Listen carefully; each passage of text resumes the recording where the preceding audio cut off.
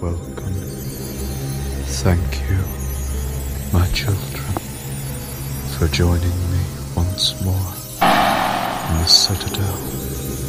Tonight, I, the unholy corpse child, bring you the tale of a long-forgotten pharaoh. The tale of the being that seeks only to plunge the world into never-ending anarchy. From the father of cosmic horror himself, I bring you Nyarlathotep by H. Lovecraft. Nyarlathotep, the crawling chaos. I am the last. I will tell the audient void. I do not recall distinctly when it began, but it was months ago. The general tension was horrible. To a season of political and social upheaval was added a strange and brooding apprehension of hideous physical danger, a danger widespread and all-embracing. Such a danger as what may be imagined only in the most terrible phantasms of the night. I recall that the people went about with pale and worried faces, and whispered warnings and prophecies which no one dared consciously repeat or acknowledge to himself that he had heard. A sense of monstrous guilt was upon the land, and out of the abysses between the stars swept chill currents that made men shiver in dark and lonely places. There was a demoniac alteration in the sequence of the seasons. The autumn heat lingered fearsomely, and everyone felt that the world and perhaps the universe had passed from the control of the known gods or forces to that of gods or forces which were unknown. It was then that Nyarlathotep came out of Egypt. Who he was, none could tell, but he was of the old native blood, and looked like a pharaoh. The fellahin knelt when they saw him, yet could not say why. He said he had risen up out of the blackness of 27 centuries, and that he had heard messages from places not on this planet. Into the lands of civilization came Nyarlathotep, swarthy, slender, and sinister, always buying strange instruments of glass and metal and combining them into instruments yet stranger. He spoke much of the sciences, of electricity and psychology, and gave exhibitions of power which sent his spectators away speechless, yet which swelled his fame to exceeding magnitude. Men advised one another to see Nyarlathotep, and shuddered. And where Nyarlathotep went, rest vanished, for the small hours were rent with the screams of nightmare. Never before had the screams of nightmare been such a public problem. Now the wise men almost wished they could forbid sleep in the small hours, that the shrieks of cities might less horribly disturb the pale, pitying moon as it glimmered upon green waters, gliding under bridges and old steeples crumbling against a sickly sky. I remember when Nyarlathotep came to my city, the great, the old, the terrible city of unnumbered crimes.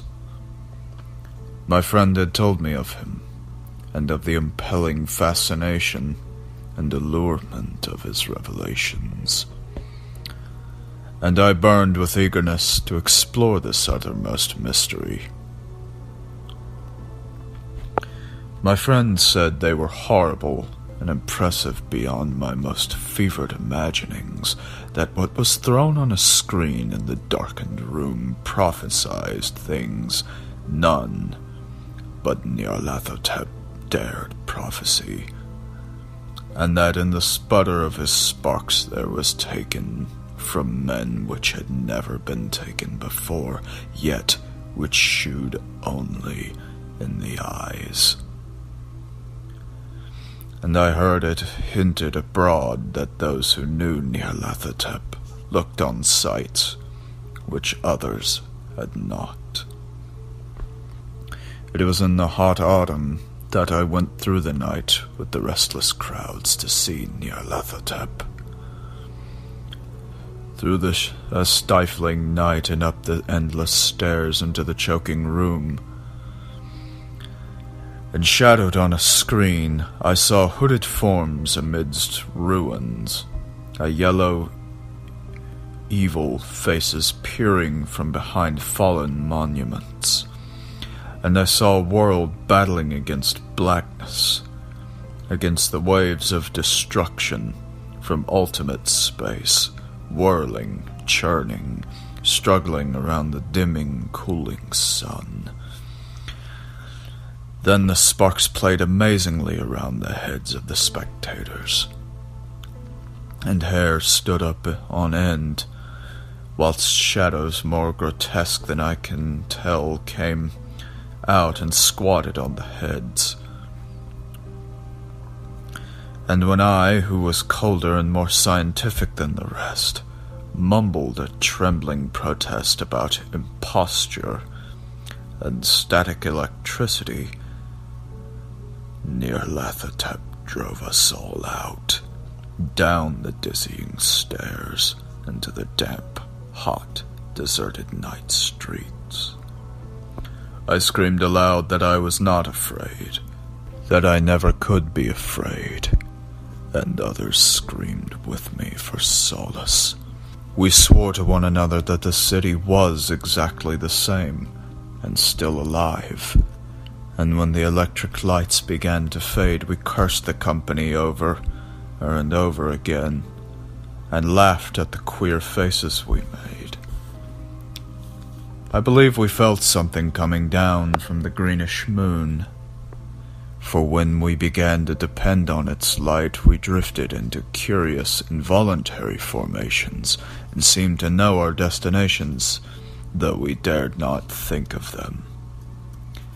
Once we looked at the pavement, and found the blocks loose and displaced by grass, with scarce a line of rusted metal to shew where the tramways had run.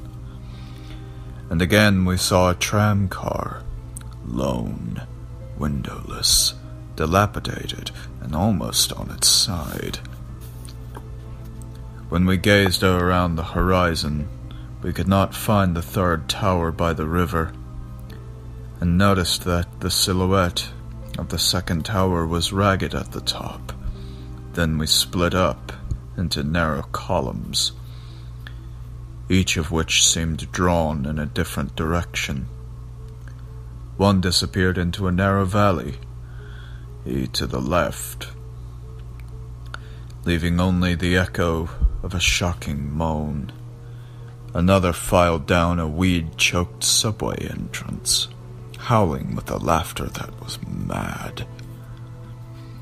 My own column was sucked toward the open country, and presently fell all to chill which was not of the hot autumn.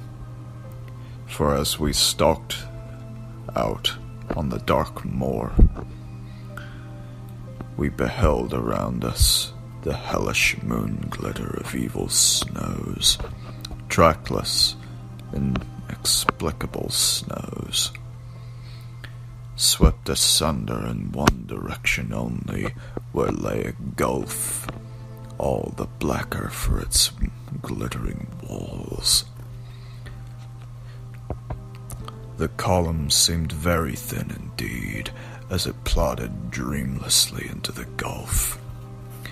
I lingered behind, for the black rift in the green-litten snow was frightful, and I thought I had heard the reverberations of a disquieting wail as my companions vanished.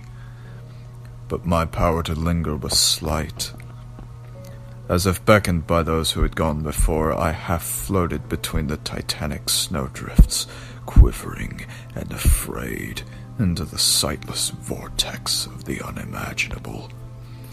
Screamingly sentient, dumbly delirious, only the gods that can tell. A sickened, sensitive shadow writhing in hands that were not hands, and whirled blindly past ghastly midnights of rotting creation, corpses of dead worlds with sores that were cities, charnel winds that brush the pallid stars and make them flicker low, beyond the world's vague ghosts of monstrous things, half-seen columns of unsanctified temples that rest on nameless rocks beneath space and reach up to the dizzy vakua, above the spheres of light and darkness. And through this revolting graveyard of the universe, the muffled, maddening beating of drums and thin, monotonous whine of blaspheming flutes from inconceivable, unlightened chambers beyond time. The detestable pounding and piping whereunto dance slowly, awkwardly, and absurdly the gigantic, tenebrous ultimate gods, the blind, voiceless, mindless gargoyles, whose soul is Nyarlathotep. And that, my children, was Nyarlathotep by H.P. Lovecraft. Thank you once again for joining me in the Citadel, my beautiful maggots and larvae.